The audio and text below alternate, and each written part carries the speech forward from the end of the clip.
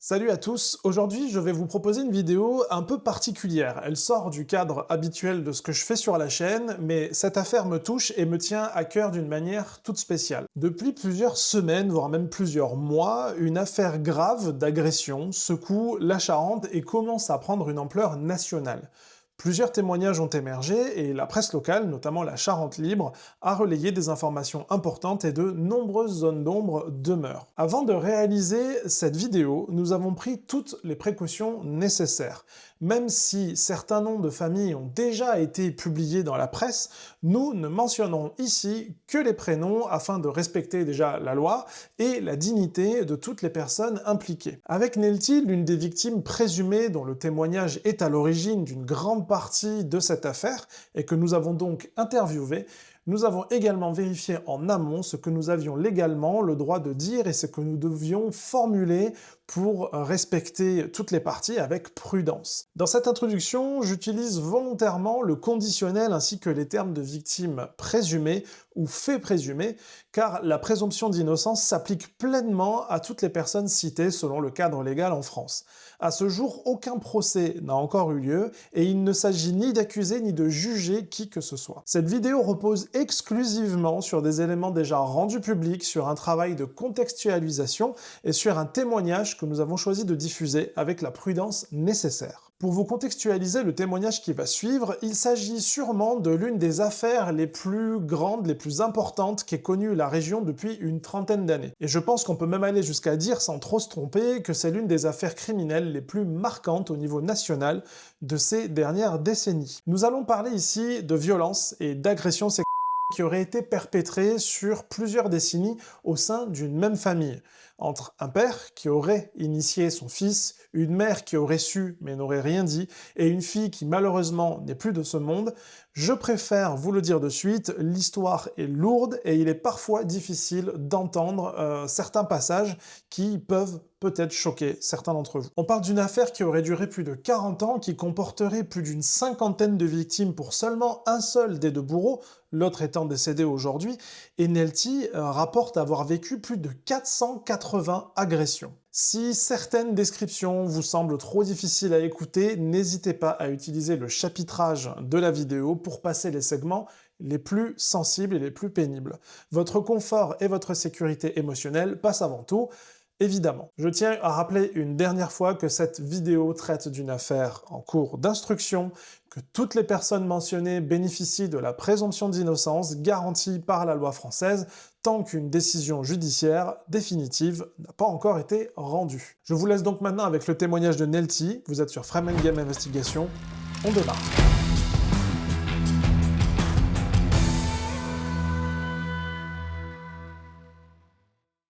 Bon, je m'appelle Nelty Couty, j'ai 51 ans.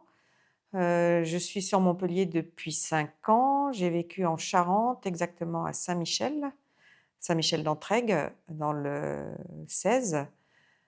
J'ai 3 enfants, 2 d'une première union, 2 garçons, une fille d'une seconde union. Je suis agent immobilier. Moi, j'ai fait plusieurs emplois que je vous expliquerai dus à mon passé, hein. J'ai dû changer d'emploi régulièrement, j'ai pas pu avoir un travail stable. J'ai vécu tout le temps à Saint-Michel. J'ai un frère qui a 6 ans de plus que moi, qui lui est parti en Afrique depuis plusieurs années, avec qui j'ai de très bonnes relations. Alors j'étais avec ma maman qui était lingère. Mon papa était artisan électricien. Heu, Mes grands-parents vivaient en dessous parce que c'était l'appartement avant qu'on le prenne, c'était à mes grands-parents.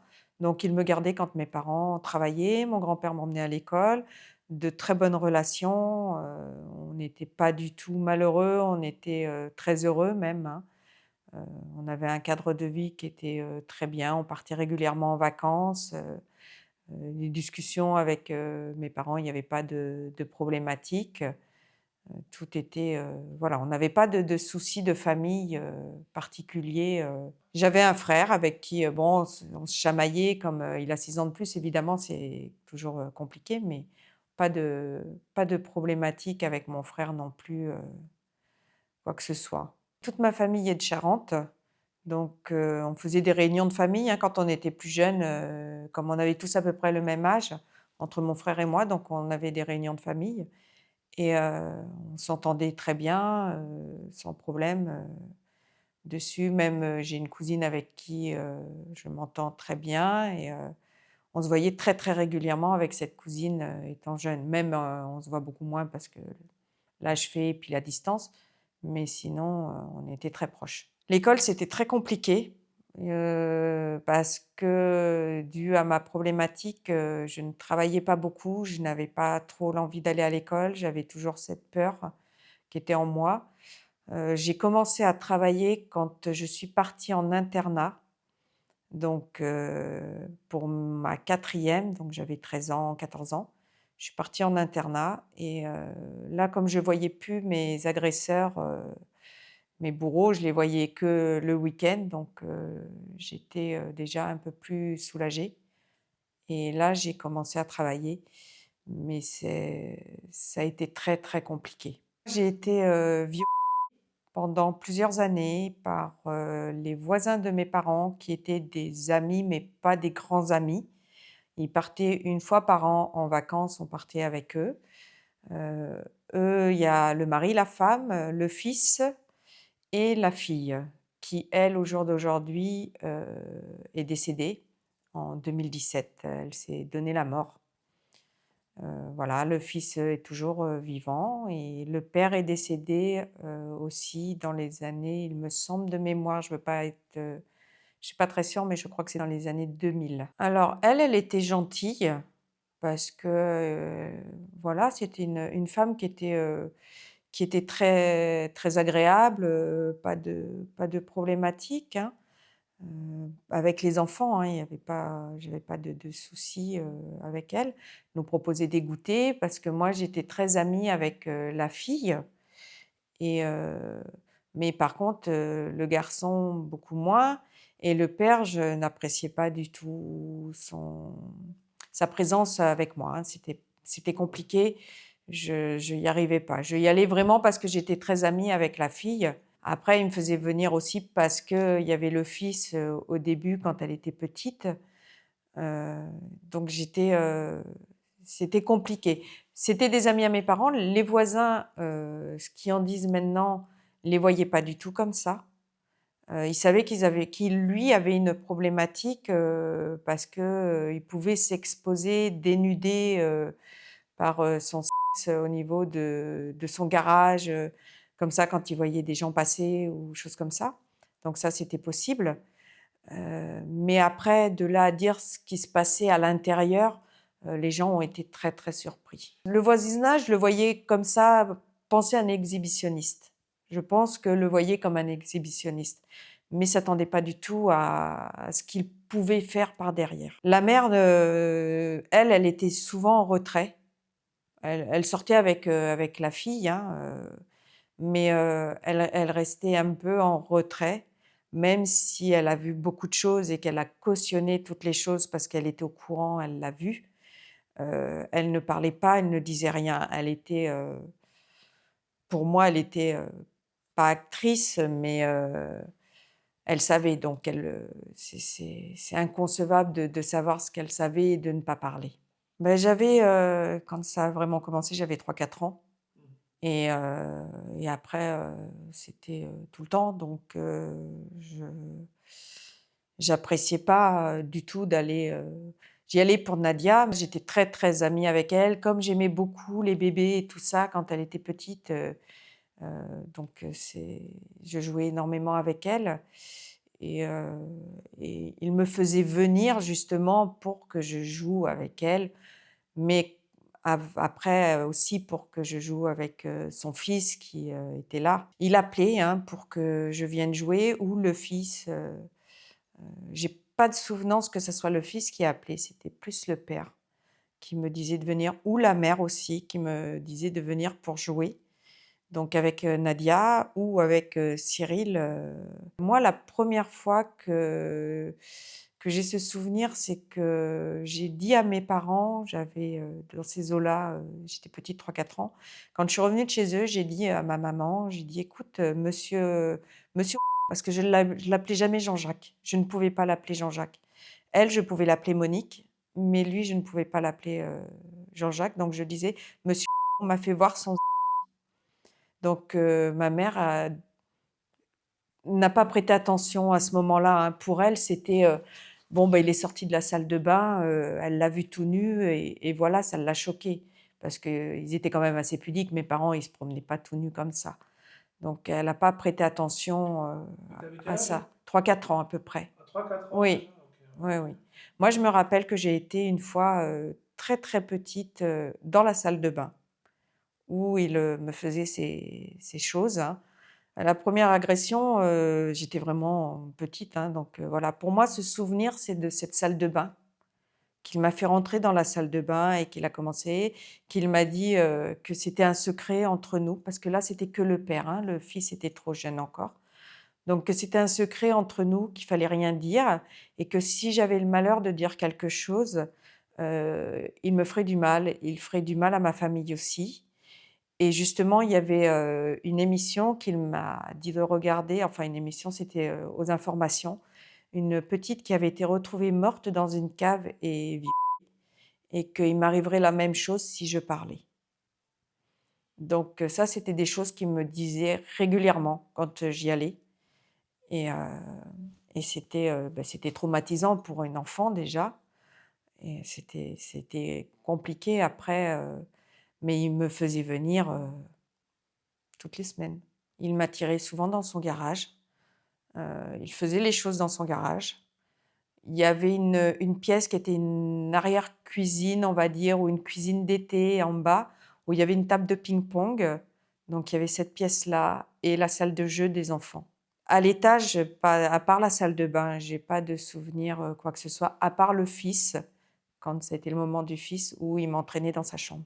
Alors moi, j'avais une balançoire chez moi derrière qui était, dans mon jardin et qui était collée au mur, de chez lui. Donc il se mettait à la fenêtre, de son garage et il se masturbait, devant moi ouvertement et il me disait de venir et à ce moment-là, il demandait à mes parents pour que je vienne voir, le Nadia et c'est comme ça qu'il m'attirait par rapport à Nadia surtout, qui me faisait venir. Et tes parents ont rien vu à ce moment-là? Mes parents ont rien vu, ont jamais rien décelé, à leur grand regret, hein, malheureusement, mais je faisais jamais rien voir. Moi, j'ai eu des problèmes de santé étant jeune, je faisais beaucoup de cystite parce que quand, il introduisait les objets, il mettait de l'huile de cuisine, de tournesol, c'était les bouteilles jaunes, je m'en rappelle et du savon et il me disait que c'était pour pas que ça fasse mal. Mais après quand j'allais aux toilettes, c'était horrible parce que ça brûlait énormément. Donc je suis allée voir plusieurs fois mon médecin, mais médecin de famille n'a jamais rien décelé, n'a jamais rien vu. Donc avec du recul, je me suis toujours demandé pourquoi. Alors il me mettait soit sur son établi, soit sur la table de ping-pong, soit par terre, dans la salle de jeu.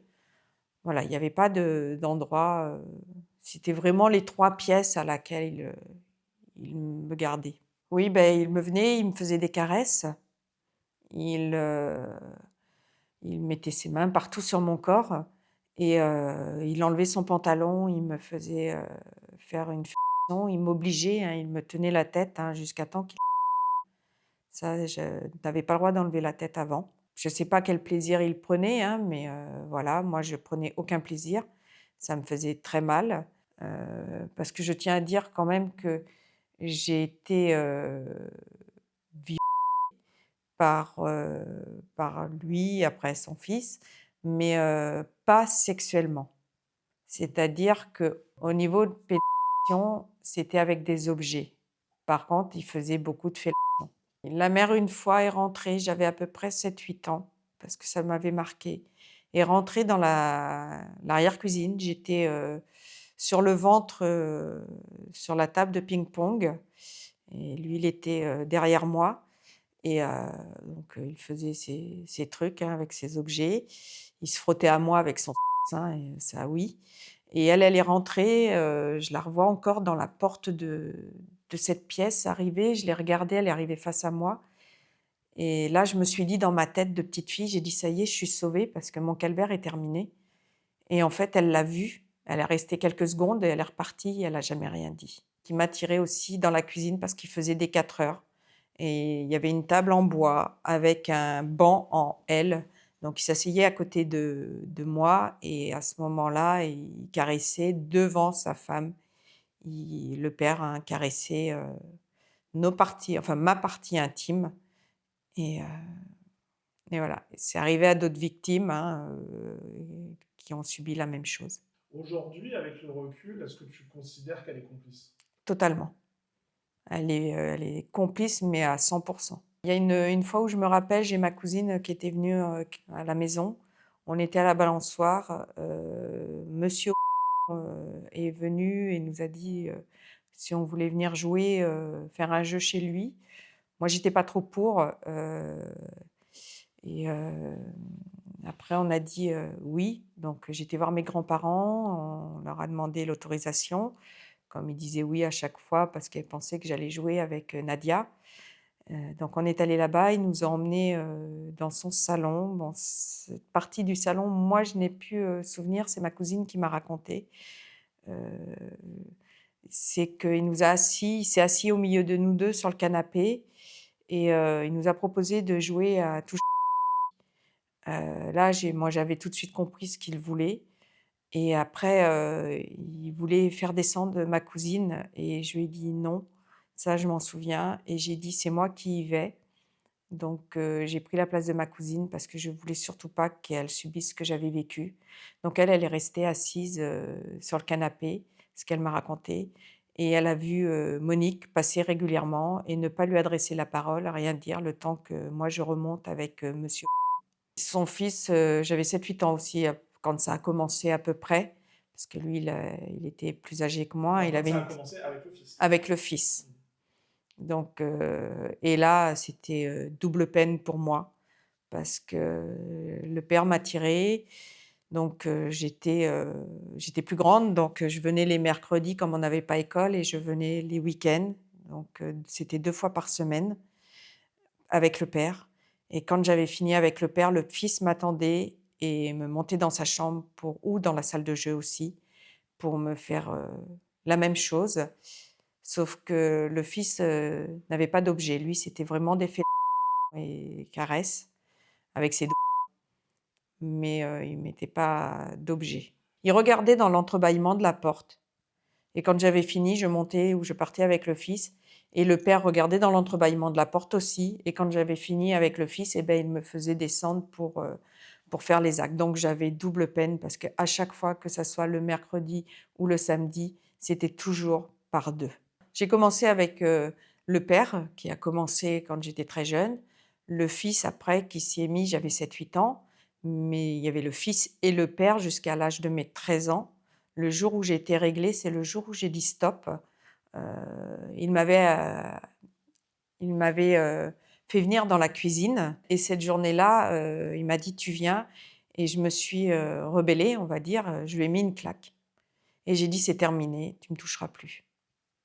Et à partir de ce jour-là, je ne sais pas pourquoi, le déclic que j'ai eu, ils ne m'ont que ça soit le père et le fils, ne m'ont plus jamais posé la main sur moi. Malgré des demandes, malgré des choses qui voulaient, qui me disaient de venir, et tout, j'ai toujours refusé, j'ai tenu bon et jamais ils ont reposé la main sur moi à l'âge de 13 ans. Ils ont essayé plusieurs fois, hein, de me faire venir, hein, mais moi j'ai dit non et j'ai plus jamais mis les pieds chez eux. Ça a été terminé. Est-ce que leur fille a subi quelque chose? Oui.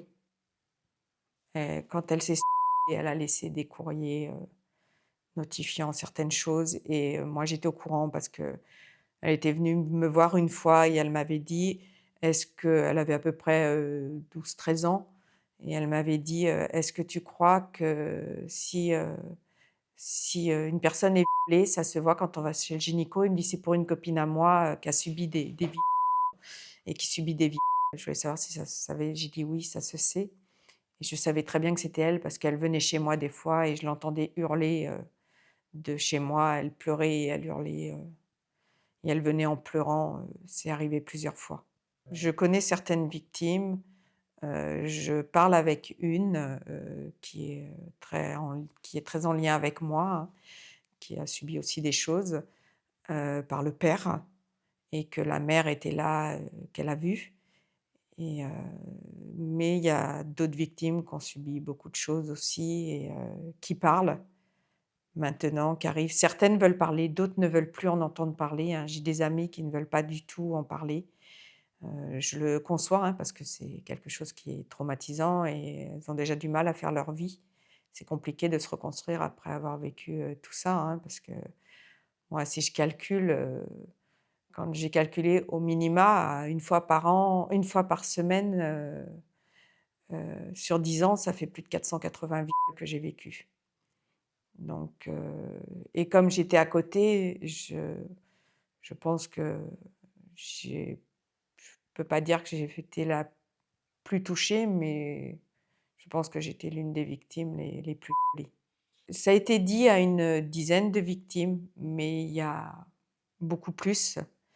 Moi, on m'avait dit il y a environ une cinquantaine de victimes. Juste pour le fils, hein, parce que le père étant décédé, on ne peut pas voilà, juste pour le fils, hein. Pour commencer, moi je l'ai dit à mes parents, j'avais 16 ans, parce que ma mère est revenue d'un repas avec, monsieur et madame qui lui avaient fait plus ou moins des avances à ma mère. Donc ils ont trouvé ça très bizarre, du comportement qu'ils avaient et donc ils m'ont dit: «Faut que tu fasses attention, monsieur m'a fait ça, m'a fait des propositions, donc fais attention à toi» et je me rappelle, j'étais dans la cuisine avec ma mère et je lui ai dit: «C'est trop tard, c'est fait». Donc là, ça a été, un choc énorme. Elle a appelé mon père et mon frère qui sont venus de suite. Je leur ai expliqué. De ce temps-là, pour moi, mes agressions, j'ai jamais été suivie, hein, psychologiquement parce que j'ai toujours dit: «Je suis forte et je veux pas être suivie». Donc pour moi, mes agressions, c'était une seule personne. Je ne dissociais pas, je ne savais pas dissocier les trois personnages jusqu'à temps que je porte plainte. Heu, donc mon père l'a très mal pris, mon frère aussi. Je ne cache pas qu'ils ont voulu avoir un acte irréversible vis-à-vis d'eux, mais je leur ai dit non parce que sinon c'était eux qui seraient emprisonnés et pas les voisins. Donc à partir de là, ils ont été à la police d'Angoulême pour porter plainte. Allez, là, ils ont été reçus, mes parents, par une policière qui, elle, a entendu, mais n'a jamais rien fait signer à mes parents. Le PV, rien du tout n'a été, signé et la seule chose qu'elle a su dire à mes parents: «C'est le seul moyen que j'apprenne les choses de la vie». Donc ça avait marqué énormément mes parents parce qu'ils sont repartis comme ça. Moi, ils m'ont dit que si j'avais besoin d'aide, je pouvais en parler. Si j'avais besoin de voir quelqu'un, je pouvais le dire. Donc ils en ont parlé aux médecins de famille aussi et bon, il n'y a pas eu, évidemment, il n'y a jamais eu de suite et moi, j'ai jamais eu le cran de porter plainte à ce moment-là. Donc j'ai attendu, plusieurs années. J'ai porté plainte en 2011, en décembre 2011. À la police aussi pareil, au commissariat d'Angoulême. J'ai été reçue également par une femme. J'ai été très mal reçue. Elle a écouté ma plainte, elle a noté, ça a duré, peut-être 2 heures, 2-3 heures dans son bureau et vers la fin, il arrivait midi. Et là, elle m'a dit: «Bon, je m'excuse, va falloir qu'on arrête, parce qu'il est midi». Elle a regardé sa montre, «Va falloir que j'arrête parce que je dois aller manger au McDo avec, mon ami». Là, j'ai regardé, moi j'étais effondrée, hein, parce que, c'était compliqué d'en reparler. Heu, j'ai dit: «Ah bon?» Et elle m'a dit: «De toute façon, votre dossier est très ancien, donc regardez, je le mets dessous». Et elle a classé mon dossier tout à fait dessous. Donc je suis repartie. J'ai repris l'ascenseur avec cette personne et sa copine. Heu, je pleurais, voilà, j'ai été très mal reçue et au mois de mars ou avril 2012, j'ai été entendue par la gendarmerie parce que moi, je faisais partie côté où j'habitais, côté police. Lui, c'était côté gendarmerie où il vivait, donc j'ai été entendue par la gendarmerie et j'étais très, très bien reçue. La personne, rien à redire, voilà, mais comme, secteur police, ils ont pu rien faire, c'était vraiment dedans et il y a eu prescription, hein. Il y a quand même eu une prescription après quand, le jugement a été fait. Donc je me suis effondrée, hein, j'ai dit, «C'est compliqué». À ce moment-là, j'ai été, suivie par l'ASVAD, l'association de soutien d'aide aux victimes d'Angoulême. J'ai eu un très bon suivi. C'est la première fois que je voyais une psychologue, donc aucun problème. Sauf que quand j'ai reçu le verdict, elle m'a appelée et malheureusement, j'avais pas les moyens de payer un psychologue et elle ne pouvait plus me suivre parce que je n'avais plus, accès au processus vu que je n'étais pas victime. Donc j'ai arrêté tout soin parce que je n'avais pas les moyens de payer, pardon, les séances. Alors le fait de l'avoir dit, quand c'est passé dans le journal local, ça a été, la stupéfaction par, beaucoup de personnes. Parce qu'il savait qu'il avait un petit problème, mais il pensait pas à tout ça et moi n'ayant rien caché, je voulais que mon nom apparaisse, voilà, parce que j'estime que les gens ont le droit de savoir, l'horreur qui s'est passée à côté de chez eux sans rien voir et que leurs enfants ont pu subir des choses aussi. Il y a des langues qui se sont déliées, il y a des choses, qui ont été, vraiment dites et j'ai beaucoup de soutien. J'ai énormément de soutien du voisinage et tout ça parce qu'ils sont très compréhensifs. J'ai eu beaucoup de personnes qui m'ont écrit aussi et qui, n'osaient pas en parler et qui me remercient parce qu'à travers, ma parole arrivent à poser des choses et à pouvoir, peut-être, être soulagées, que les choses se disent et que ça soit plus caché. Parce que moi, j'ai pas de honte, hein, j'ai aucune honte, hein. Moi, je suis victime, c'est pas à moi avoir honte de ce que j'ai vécu, c'est à eux d'avoir, honte de ce qu'ils ont fait. Qu'est-il arrivé à la fille, à Nadia? Nadia, c'était une ado, une jeune très perturbée, Nadia. Pourtant, c'était une petite, hein, qui était, pleine de vie, pleine de joie et tout ça et mais qui vivait, l'enfer et on s'était perdu de vue pendant un certain temps. Avant son décès, elle m'avait recontactée pour qu'on puisse se voir parce qu'elle voulait me parler. On avait des choses à se dire et malheureusement, ça s'est pas fait et mais elle a vécu l'enfer, cette gamine. Ça a été, ça a été horrible pour elle.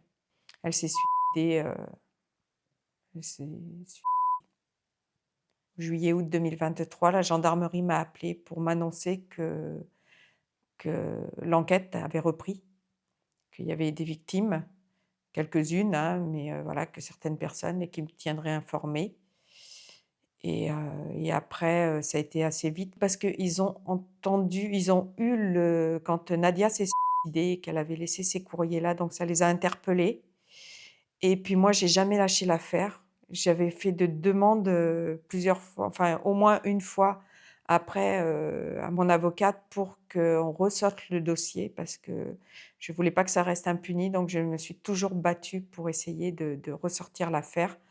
Heu, Même si en 2012 j'avais fait un article, hein, mais mon nom n'était pas apparu, leur nom n'était pas apparu, hein. C'était vraiment, j'étais apparue sous le nom de Chloé. Mais voilà, fallait pas que mon nom apparaisse et après, quand il y a eu tout ça, ils ont ressorti mon dossier et puis il y a d'autres personnes, le mari de Nadia qui a parlé aussi.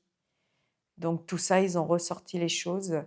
Le fils a été, incarcéré le 7 février 2024 et de là, ils ont pris tout ordinateur, tout ça et ils se sont rendus compte qu'il y avait une très grosse affaire, que c'était une des plus grosses affaires de criminalité, de la Charente depuis, plus de 20 ou 30 ans et donc et l'enquête est toujours en cours. C'est très long malheureusement et en 2024, quand il a été incarcéré, et qu'ils ont vu tout ce qu'il y avait, comme je dis, si la justice, si cette personne m'avait écoutée, avait pris en compte vraiment mon dossier, Aujourd'hui, on n'en serait pas là et on aurait pu éviter énormément de victimes. La mère est âgée, lui malade, alcoolique. L'enquête piétine, enfin l'enquête piétine. Il y a tellement de victimes que ça avance pas comme je voudrais que ça avance, hein. J'ai été entendue par la juge d'instruction, mais pour moi, c'est trop long. Alors au jour d'aujourd'hui, il y a plus de prescription pour moi. Je suis reconnue vraiment comme une victime et ça, c'est, une 1re partie que j'ai gagnée de mon combat. Je suis super contente. La loi a changé, il y a et heu et je rentre dans le cadre, par rapport à tout ce qu'il a fait, et c'est très bien parce que c'est une 1re victoire, mais en tout état de cause, je lâcherai rien et j'irai jusqu'au bout et je me battrai jusqu'au bout. Pour que ce soit bien clair, l'enquête ne porte que sur le fils, Oui, parce que le père est décédé, mais on suppose qu'il y a quand même plein de choses avec le père, quoi. oui, il y a énormément de choses avec le père. Le fils et la mère. La mère, elle est en contrôle judiciaire pour savoir ce qui se passait, ne pas avoir parlé. Elle avait pas de honte de sortir parce que pour elle, elle est dans le déni total. Donc elle a pas de honte de sortir. Là, ça fait quelque temps où apparemment, mes parents la voient beaucoup moins et elle reste plus ou moins enfermée chez elle. Elle bouge, elle sort beaucoup moins. Ah oui, c'est important de Donc le dire, ça, tes parents sont toujours voisins. mes parents sont toujours voisins avec cette personne-là. Ils arrivent pas à comprendre, ils sont dans l'incompréhension totale de pas avoir vu tout ce que j'ai vécu. Donc ils sont âgés, hein, maintenant, c'est compliqué pour eux, hein, mais par contre, ils me soutiennent énormément et ils sont très présents, ils m'aident beaucoup. Parce qu'ils ont vraiment compris le calvaire que j'avais vécu, que je leur ai toujours caché, même quand je leur ai dit, voilà, j'étais mais ils connaissaient pas les détails, j'ai toujours voulu les protéger et pas leur dire les détails. Cyril, je le voyais régulièrement, pour quand j'allais faire mes courses, parce qu'il était souvent chez ses parents, hein, chez sa mère, heu, à côté. Donc quand j'allais faire mes courses, ça m'arrivait de le croiser. Donc son odeur, j'ai une odeur qui est très précise, il a la même que son père. Son odeur, et sa voix, dès que je l'entendais, moi, ça me perturbait, donc je posais mon caddie et je partais des courses. J'avais très peur pour mes enfants parce que j'avais 2 garçons, donc j'avais peur qu'ils s'en prennent à eux. J'ai toujours eu peur qu'ils fassent du mal à mes enfants. Quand, je vivais avec, mon deuxième mari, heu, on avait acheté une maison sur le Gond-Pontouvre. Lui, Cyril travaillait, à la commune, il était éboueur, passait devant chez moi, donc regardait tout le temps chez moi. C'était, insupportable. Je supportais pas, dès que j'entendais les poubelles, j'avais le stress, après, j'avais peur qu'il rentre. Mon ex-mari, avait un travail où il était pas trop présent, donc j'avais peur qu'il passe le pas de la porte ou qu'il me surveille. J'avais toujours cette épée Damoclès sur moi, qu'il soit derrière moi, pour moi, il me suivait, hein, parce que partout où j'allais, je le voyais, c'était une catastrophe.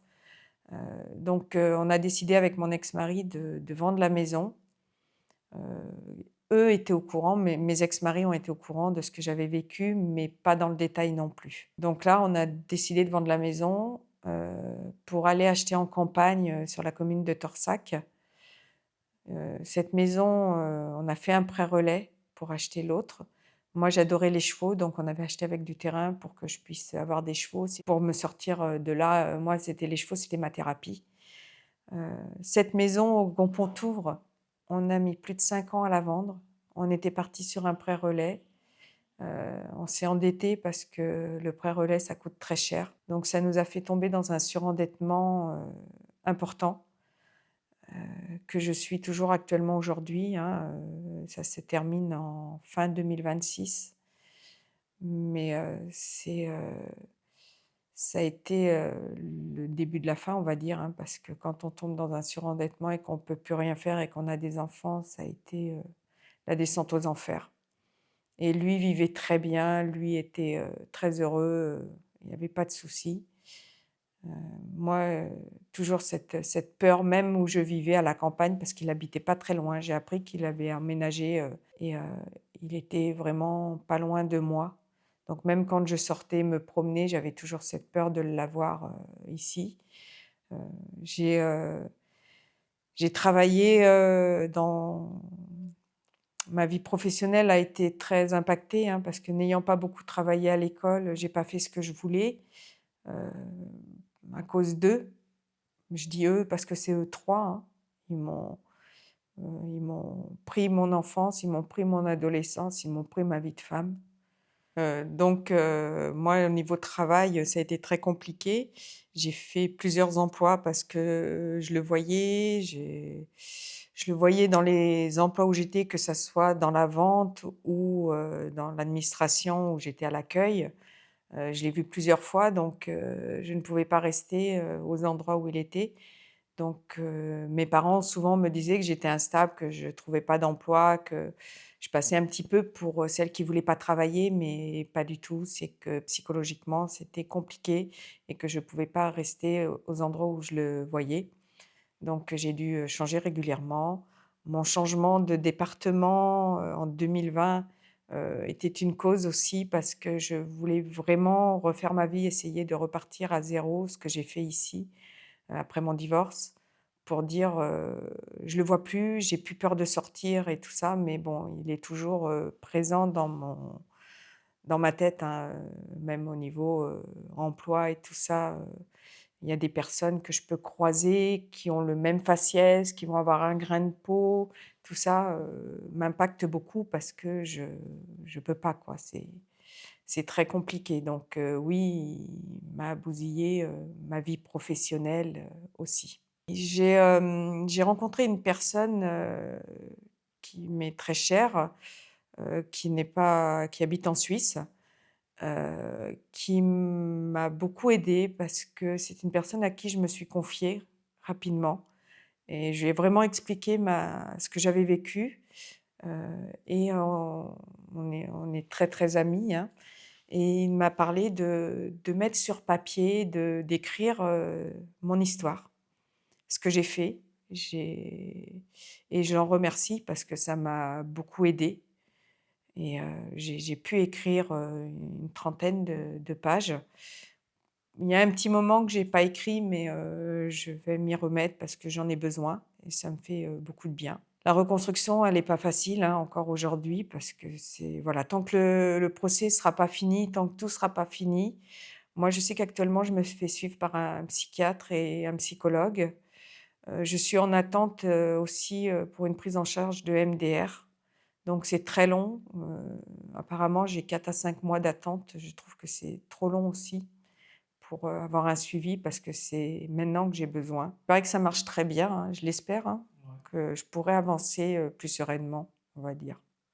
Même si je suis forte, hein, parce que, faut quand même que je dise, dans ma vie de couple là, ce que j'ai vécu, tout ce qui est rapport, au sexe, j'ai su faire la part des choses, j'ai appris toute seule à faire la part des choses entre le bien et le mal et ce que moi je désirais et ce que je ne désirais pas. Donc j'ai jamais eu de problème au niveau des relations, quoi que ce soit, j'ai pas eu de problème parce que du moment que c'est moi qui le décide, il y a pas de souci et si j'en ai l'envie, voilà, donc j'ai pas eu de problème, par rapport à ça. Mais j'ai dû travailler beaucoup, sur moi-même et toute seule, à apprendre à à utiliser pareil les outils, à utiliser de l'huile de cuisine.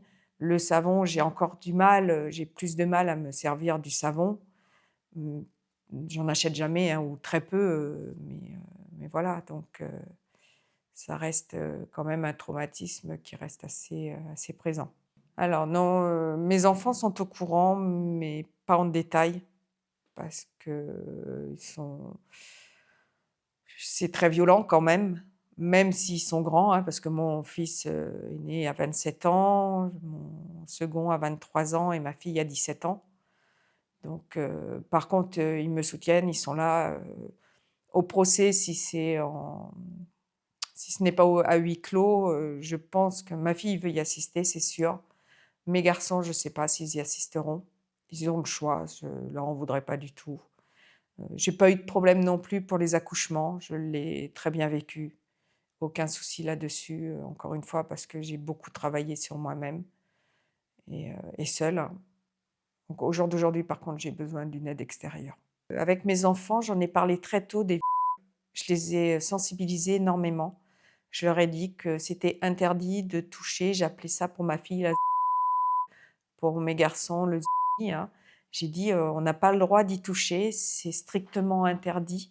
Donc s'il y a quelqu'un qui vient à toucher ou et qui il vous menace, à ce moment-là, il faut nous le dire ouvertement parce que c'est une obligation et même s'ils disent qu'ils vont faire du mal à vos parents, à vos frères et sœurs, c'est pas vrai. Il faut en parler. Il faut pas avoir peur de ces personnes-là et mon but, j'aimerais un jour pouvoir aller dans les associations, dans les écoles pour justement parler de mon histoire et sensibiliser les jeunes, que ça soit filles ou garçons, hein, et les sensibiliser à ça pour qu'ils n'aient pas peur de parler. Et plus on va les sensibiliser, je pense, et plus on va leur expliquer les choses ouvertement, sans tabou, parce que c'est des choses où il ne faut pas avoir de tabou, parce que si on a le tabou sur le sexe, évidemment, l'enfant va se fermer. Je pense que les paroles pourraient se libérer plus facilement. On peut pas on est là au mauvais moment, ils nous ont choisis et on peut pas c'est pas possible. Un enfant ne peut pas se battre contre des personnes comme ça. Surtout quand il y a des menaces contre la famille et des menaces de mort, on n'arrive pas à s'en sortir et ils nous formatent. Ils formatent notre cerveau pour dire que c'est la normalité et que ce que l'on vit, c'est normal et que c'est comme ça et qu'on n'a pas le choix. Oui, j'ai essayé par les réseaux sociaux, de contacter certaines associations, mais ça a été, un échec. J'en ai qui m'ont pas répondu, qui ont laissé, j'en ai qui m'ont répondu que ce n'était pas de leur ressort, parce qu'ils ne traitaient pas les victimes, comme moi, comme, MeToo. Ils m'ont répondu sans problème, mais je suis pas une personnalité, on va dire connue, ou je ne fais pas partie du showbiz, donc ils ne pouvaient pas me venir en aide. Donc je trouve que c'est un peu dommageable parce que quand on saisit, ce genre d'association, on espère être aidé derrière et pour faire avancer les choses et accélérer les choses. C'est quoi tes espoirs pour la suite, alors aussi bien pour le procès que pour ta vie derrière, quoi? Alors déjà, j'ai,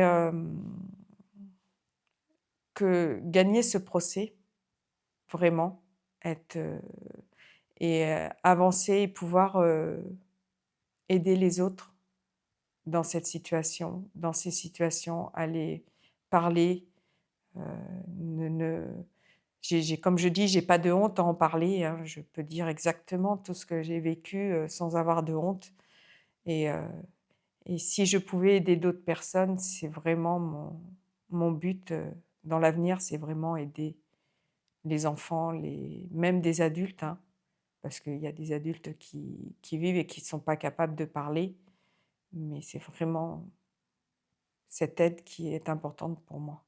La juge d'instruction, après m'avoir écoutée, m'a demandé si j'étais d'accord à rencontrer, mes 2 bourreaux. Voilà, si je voulais faire une confrontation avec ces 2 personnes et j'ai dit: «Oui».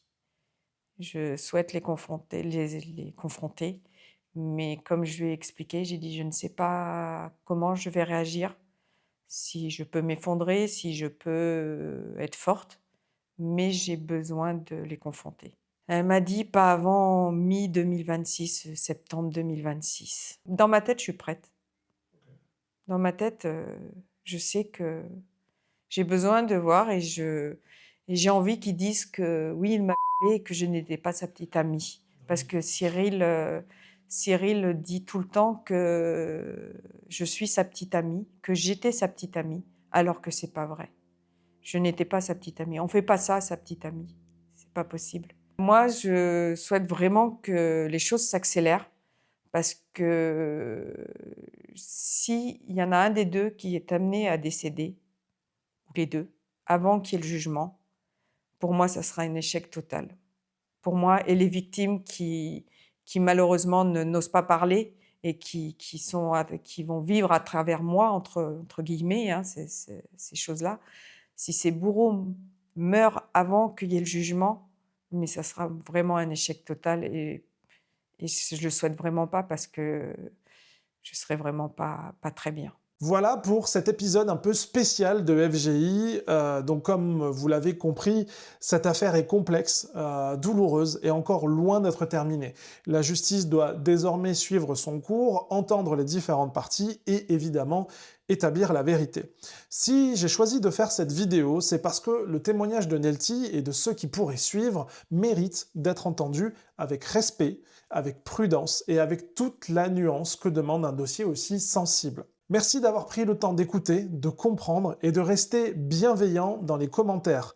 C'est aussi votre soutien qui va aider les présumées victimes à se relever, à retrouver la force de se relever et de se reconstruire après tout ça. Prenez soin de vous, prenez soin des autres et on se retrouve très bientôt pour une nouvelle enquête sur FGI.